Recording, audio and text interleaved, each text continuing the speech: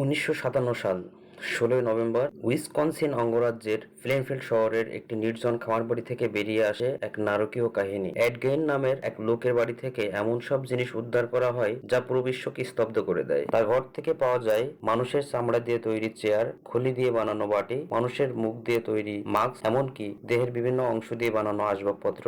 Add gain সংখ্যায় বেশি মানুষ হত্যা করেনি, তবে তার অপরাধ ছিল ভয়াবহভাবে বিকৃত। তিনি অন্তত দুজনকে হত্যা করেন, কিন্তু তাতে থেমে থাকেননি। স্থানীয় কবরস্থান থেকে মৃতদেহ তুলে এনে তাদের শরীরের অংশ দিয়েই তৈরি করতেন পোশাক, আসবাব আর নানা রকম বস্তু। তার এই ভয়ঙ্কর অভ্যাস ছিল তার মৃত মায়ের প্রতি এক ধরনের বিকৃত ভক্তির প্রকাশ। এড গেইনের অপরাধ শুধু ইতিহাসেই জায়গা করে নেয়নি, বরং তার সিনেমার পদ্মাতেও জায়গা করে নেয়। তার জীবনের এই ভয়ের গল্প অনুপ্রেরণা হয়ে ওঠে অনেক সিনেমার চরিত্রে। মানুষের চামড়ার তৈরি সেই চেয়ার আজও এক ভয়াবহ স্মারক, যা মনে করিয়ে দেয় বাস্তব কখনো কখনো কল্পনার চেয়েও বেশি ভয়ের হতে পারে।